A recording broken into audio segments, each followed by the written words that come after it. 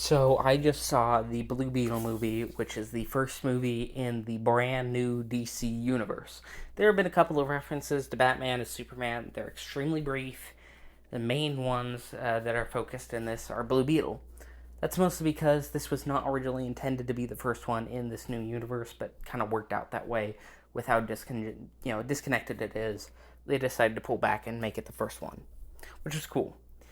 This movie was amazing. The effects were okay, but they were also this movie was also supposed to be a streaming original, so its budget was a little lower, and expectations were not as high for this one, so they didn't give it as high of a budget. Makes sense on all fronts there, and it looks really good for what the budget is. A lot of people are joking about looking at a Cartoon Network movie, and it does, but it feels like that, and that's not a bad thing.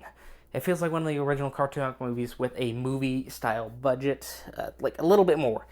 Not entirely movie style budget, but it has a little bit of an upgrade from what it was, and it shows. It's nice. It feels like one of those, but given an upgrade, and those always feel really nice. And the whole storylines, well, a lot of them are stuff we've seen before between Iron Man and most teen movies, especially superhero ones. All the pieces work really well together, and the actors are absolutely amazing.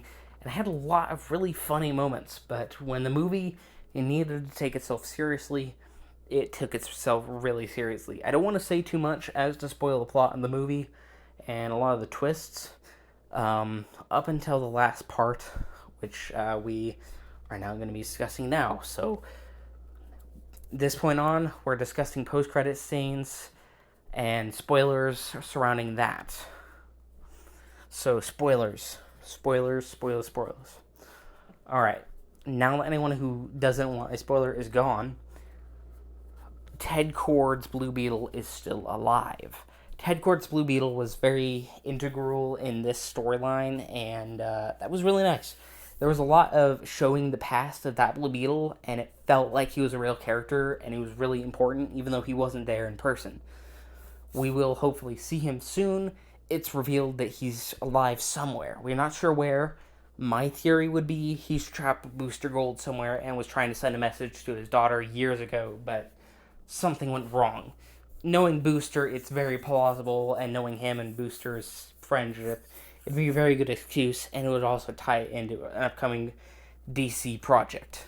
I don't think that was the intent to begin with, but it would be a very good change, and I would absolutely love it, as it would connect more of the universe in a very, very good way. This felt like a really nice, disconnected story. I absolutely loved it. I would highly recommend it. Sorry about that. I would highly recommend it, especially if you're a Blue Beetle fan. There are a lot of really cool references. 10 out of 10.